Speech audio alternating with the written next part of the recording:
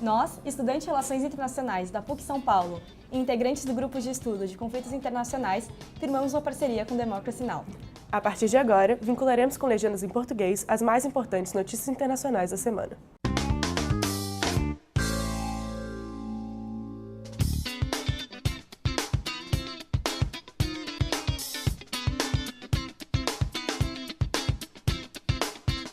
From Pacifica, this is Democracy Now! The fact is, this was a horrible, one-sided deal that should have never, ever been made. It didn't bring calm, it didn't bring peace, and it never will. President Trump has declared the United States is withdrawing from the landmark Iran nuclear agreement and reimposing sanctions on Tehran. Former President Obama warns the move could lead to another war in the Middle East. European nations are scrambling to save the deal. A nuclear deal with Iran is crucial for the security of the region, of Europe, and of the entire world. Speak with Trita Parsi of the National Iranian American Council and Medea Benjamin, author of Inside Iran, The Real History and Politics of the Islamic Republic of Iran. Plus, it was primary day in 4 states Tuesday. The coal baron Don Blankenship loses in West Virginia, as does Dennis Kucinich, who ran for governor in Ohio. But it's a big day for female candidates running for House seats. All that and more coming up.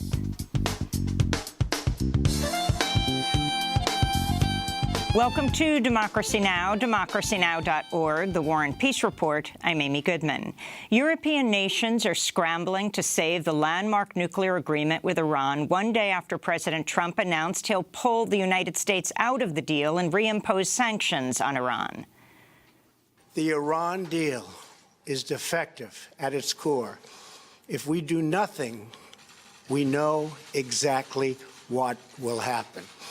In just a short period of time, the world's leading state sponsor of terror will be on the cusp of acquiring the world's most dangerous weapons. Therefore, I am announcing today that the United States will withdraw from the Iran nuclear deal. The 2015 agreement was worked out by the United States and 5 other world powers, as well as Iran. According to the International Atomic Energy Agency, Iran has continued to meet its obligations under the agreement. We'll have more on Trump's decision to pull out of the 2015 deal after headlines. The New York Times is reporting President Trump's longtime personal lawyer and fixer, Michael Cohen, paid adult film star Stormy Daniels $130,000 in hush money using a shell company that was funded in part by a billionaire Russian oligarch. The hush money, paid days before the 2016 election, was intended to keep Stormy Daniels, also known as Stephanie Clifford, from speaking out about her alleged affair with Donald Trump back in 2006. Newly reviewed financial documents show Cohen paid Daniels through a shell company named Essential Consultants, LLC. This company later received $500,000 from a New York investment firm named Columbus Nova, whose biggest client is a company controlled by Russian billionaire Viktor Vekselberg, who was stopped and questioned at an airport earlier this year by investigators for special counsel Robert Mueller. Federal prosecutors are investigating Cohen for possible election law violations and bank fraud. Trump has admitted he reimbursed Cohen for the $130,000 hush money payment to Daniels. The New York Times also reports Cohen used the shell company, Essential Consultants, to collect $250,000 after Cohen brokered a separate hush money payment for major Republican donor Elliot Broidy, who paid off a former Playboy model to keep her quiet about their affair, which resulted in her having an abortion. Other companies that contributed to Essential Consultants are Korea Aerospace Industries, which was competing for a multi-billion-dollar contract to provide trainer jets for the U.S. Air Force, and AT&T, whose proposed merger with Time Warner is currently pending before the Justice Department. Novartis Pharmaceuticals also paid in. Deputy CIA Director Gina Haspel is testifying in front of the Senate Intelligence Committee for her confirmation hearing as CIA Director today. Haspel was responsible for running a secret CIA black site in Thailand in 2002, where one prisoner was waterboarded 83 times and tortured in other ways. The former acting director of the CIA has also confirmed that in 2005, Haspel personally oversaw the destruction of videotapes showing torture at the black website. Today's hearing will mark the first time Haspel will be forced to speak publicly about her role in the U.S. torture program, if the legislators ask her about it. Among those seeking to testify about Haspel's role is Guantanamo prisoner Khalid Sheikh Mohammed, the accused architect of the 9/11 attacks. He was held at secret CIA prisons in Afghanistan and Poland. It's not yet known whether Haspel was involved directly or indirectly in Khalid Sheikh Mohammed's torture. He's currently at Guantanamo.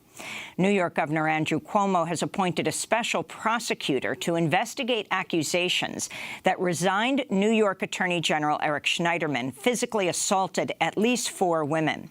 2 of the women, Michelle Manning Barish and Tanya Salvaratnam, told the New Yorker magazine Schneiderman repeatedly hit them, slapping them across the face and choking them to the point they each sought medical attention. They both also accused Schneiderman of threatening to kill them if they broke up with him. New York Solicitor General Barbara Underwood will now serve as New York's acting Attorney General. Meanwhile, 5 more executives have stepped down at Nike, where a sweeping investigation into workplace harassment and misconduct towards women employees is underway. A total of 11 senior managers have left Nike so far. U.S. Secretary of State Mike Pompeo is visiting North Korea today to finalize plans for the proposed meeting between President Trump and North Korea's leader Kim Jong-un. There's also speculation Pompeo will return to the U.S. with the 3 Americans who've been imprisoned in North Korea, Kim Dong-chul, Kim Hak-song, and Tony Kim. Voters in West Virginia, Ohio and Indiana, and North Carolina headed to the polls Tuesday to decide a number of key primaries. In West Virginia, the state's Republican Attorney General Patrick Morrisey won a closely watched U.S. Senate primary, defeating Congressmember Evan Jenkins and former coal baron Don Blankenship, who served a year in prison after 29 miners died in an explosion at his Upper Big Branch mine, owned by his company Massey. Patrick Morrisey will now face the conservative Democratic Senator Joe Manchin in November. In Ohio, Richard Cordray defeated former Congressmember Dennis Kucinich in the state's Democratic primary for governor. Cordray served as the first director of the Consumer Financial Protection Bureau. He will now face Mike DeWine in November to determine who will replace outgoing Ohio Governor John Kasich. In Indiana, Vice President Mike Pence's brother, Greg Pence, won the Republican primary for a congressional seat in eastern Indiana that Vice President once sat in. Female candidates were also big winners on Tuesday. Politico reports there were 20 open Democratic House primaries with women on the ballot Tuesday night, and voters selected a female nominee in 17 of them. We'll have more on the primaries later in the broadcast. In Armenia, thousands of people took to the streets Tuesday to celebrate after the opposition leader, Nikol Pashinyan, was elected prime minister by Armenia's parliament. The election followed weeks of anti-corruption and anti-government protests, which toppled the former president in April. Armenia's new prime minister is a former journalist and publisher. Meanwhile, in Hungary, thousands of people demonstrated outside parliament Tuesday as far-right-wing Prime Minister Viktor Orban was formally sworn in for a 3rd term. He led a xenophobic anti-immigrant campaign and won 2/3 of the seats in parliament in April, giving him even more power to reshape Hungary's constitution. The Israeli government has ordered the deportation of Human Rights Watch's Israel and Palestine director Omar Shakir. Israel has accused Shakir, who's a U.S. citizen, of promoting the nonviolent boycott, divestment and sanctions movement, which targets Israel over its treatment of Palestinians. Shakir now has 14 days to leave Israel. This comes less than 2 weeks after 2 U.S. human rights lawyers, Columbia University professor Catherine Franke and Center for Constitutional Rights executive director, attorney Vince Warren, were detained for 14 hours at Tel Aviv's Ben Gurion International Airport before being deported back to the United States. You can see the interview with them at democracynow.org. Back in the United States, Arizona Republican Senator John McCain, who's battling brain cancer, has indicated he does not want President Trump to attend his funeral. He also says he wants former Presidents Barack Obama and George W. Bush to deliver the eulogies at his funeral. In New York City, dozens of journalists rallied outside the headquarters of Alden Global Capital Tuesday to protest censorship and layoffs imposed by the nation's second-largest newspaper chain, Digital First Media, which is owned by the New York-based hedge fund Alden.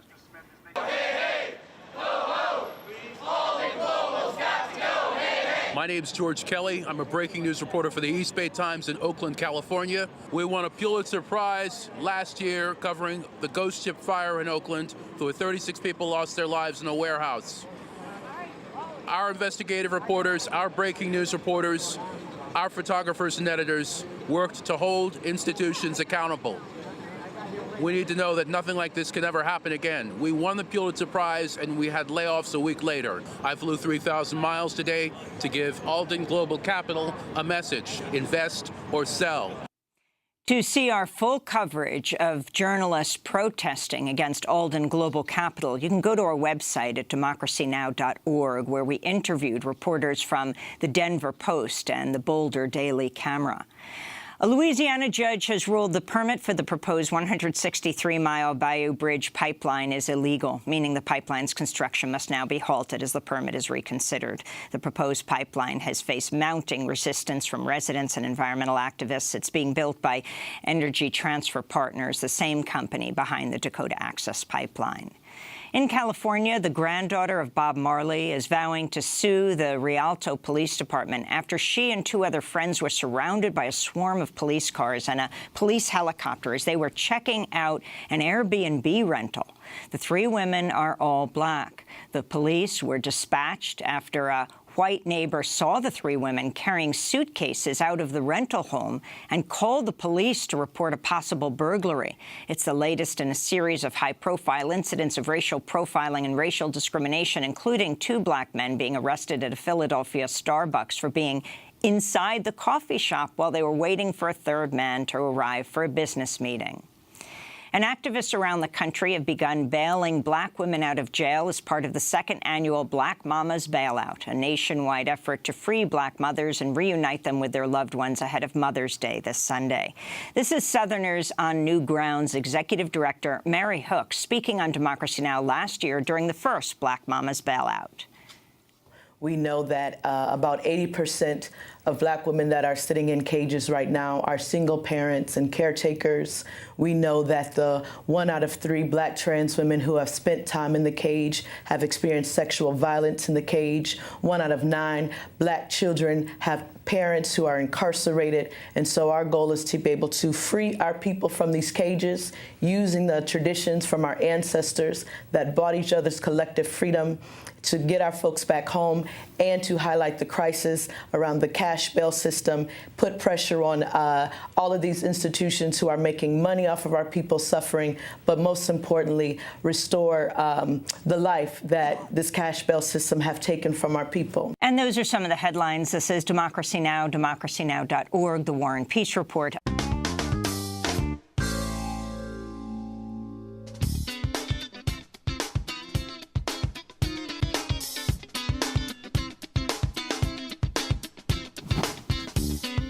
From Pacifica, this is Democracy Now! Do you believe the previous interrogation techniques were immoral? I'm not asking, do you believe they were legal? I'm asking, do you believe they were immoral?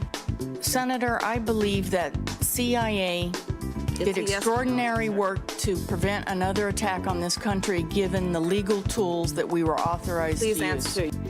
CIA Director nominee Gina Haspel vows not to restart the CIA's interrogation program, but refuses to describe her role in the CIA's torture of prisoners as immoral. This comes as her confirmation is repeatedly interrupted by anti-torture protesters. The question is, what do you do to human beings in U.S. custody? Bloody Gina! Bloody Gina! Bloody Gina! Bloody Gina! You are a torturer! Bloody Gina! Then to Syria, where the Israel-Iran proxy war is intensifying as Israel launches its largest aerial assault to date on Iranian targets inside Syria. We have, of course, hit all of the infrastructures. Not all, but almost all of the Iranian infrastructure in Syria. They must remember the saying, if it rains here, it will pour over there. And I hope that we finished this chapter and that everyone got the message. We'll speak to Syrian journalist Marwan Hisham and the award-winning artist Molly Crabapple about their new book, Brothers of the Gun, a memoir of the Syrian war. All that and more coming up.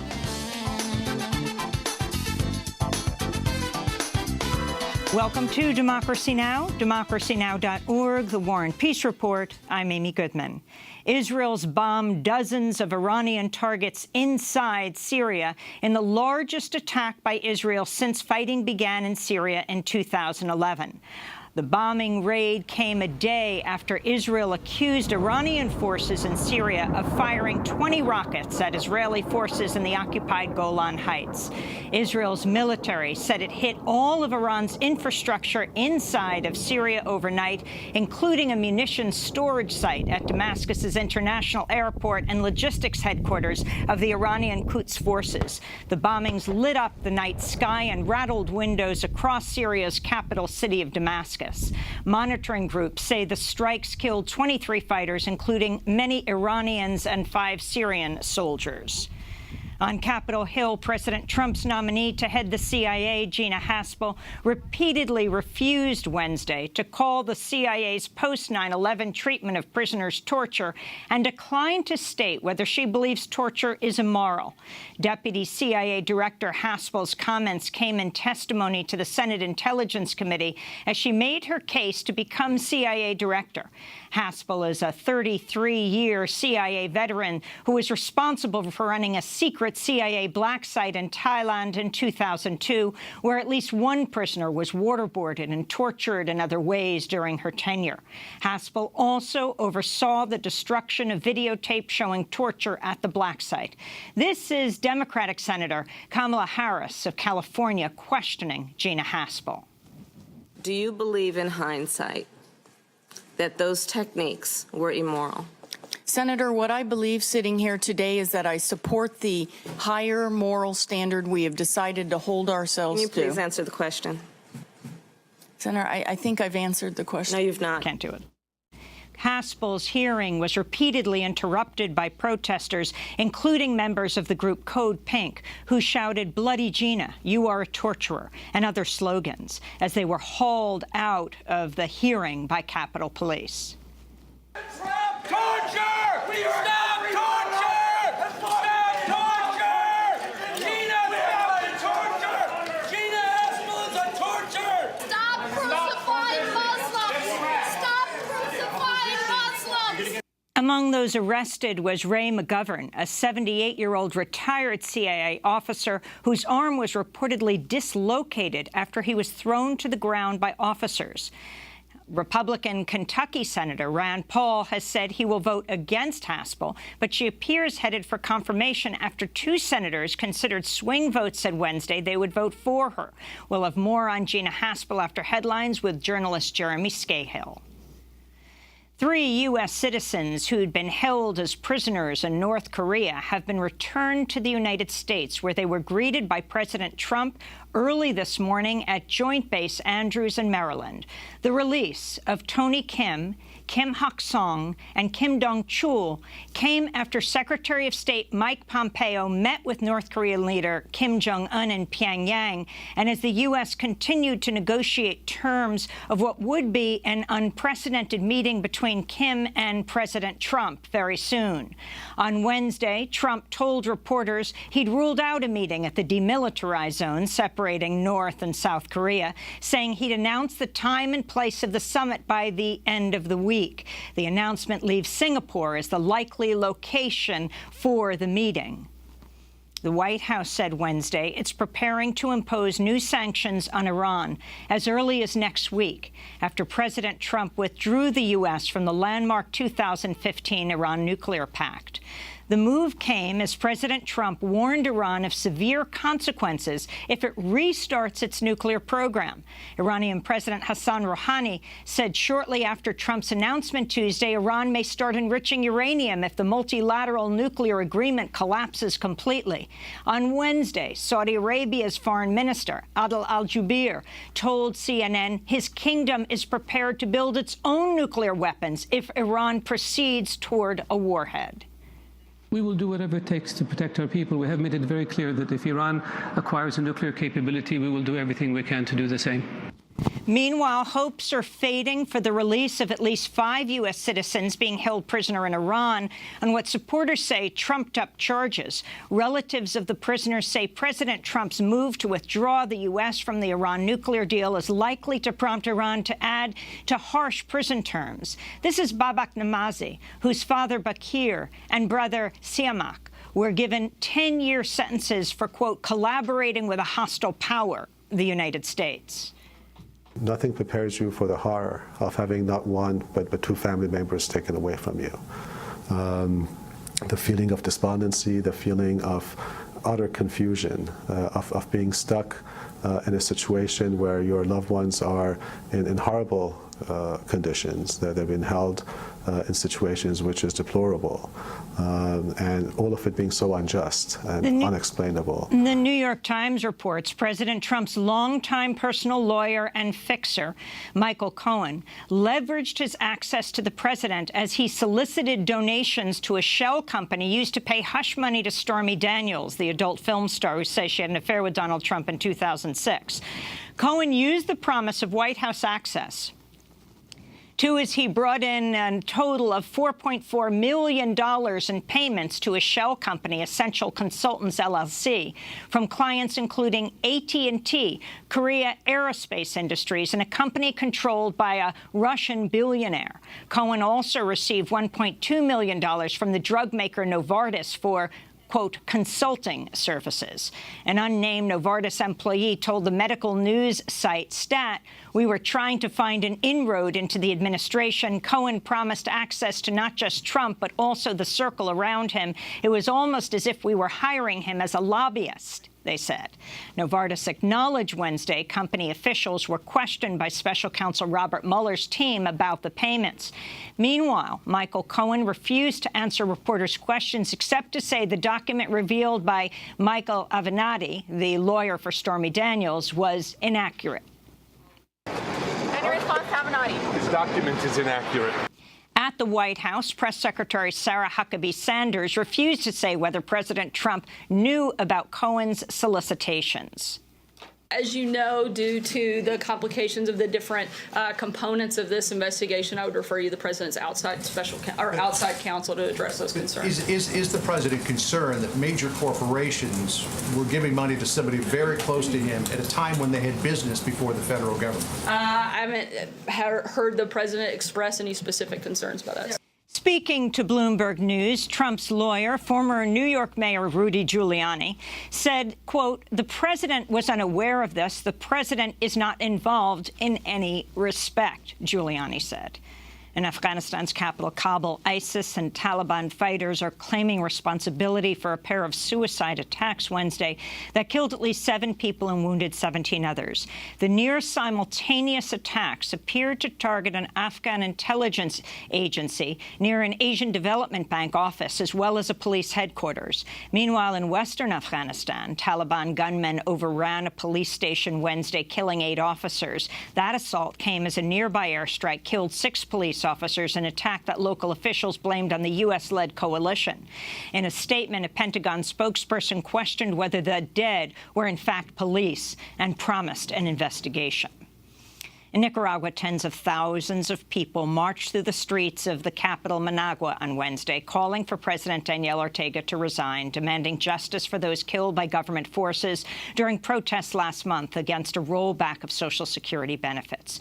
Human rights groups say at least 40 people were killed in the April uprising. They say police used live rounds of ammunition on demonstrators. Among those killed was journalist Angel Cajona, who was shot dead as he broadcast coverage of the protests on Facebook Live. In Argentina, protests erupted in the capital, Buenos Aires, on Wednesday after President Mauricio Macri said his government is prepared to take on loans from the International Monetary Fund, the IMF. Argentina is still recovering from a massive economic crisis and default on its debts in 2001, which followed years of neoliberal reforms backed by the World Bank and IMF. This is Roberto Bardal, Secretary General of the Argentine Education Workers Union. We've already lived through this. We don't want to go back to the International Monetary Fund. 80% of Argentina is opposed to the president's statements, and that's why we're getting mobilized. In Malaysia, an opposition alliance led by the former authoritarian leader Mahathir Mohamad has won a parliamentary majority in a stunning upset that'll see the ruling BN coalition lose its grip on power for the first time since Malaysia's independence from Britain 60 years ago. Mohamad is set to be sworn in today as the world's oldest prime minister at 92 years old.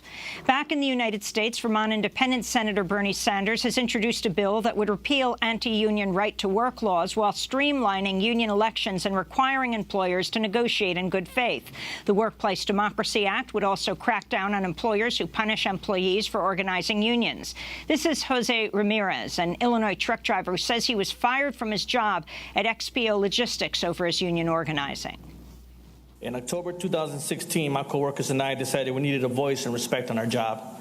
We organized with the help of the Teamsters Union and won our election. But XPO, one of the world's largest logistics companies, still refuses, a year and a half later, to recognize our union and negotiate a contract. Now, XPO has fired me to scare and intimidate my coworkers. We played by the rules. XPO didn't.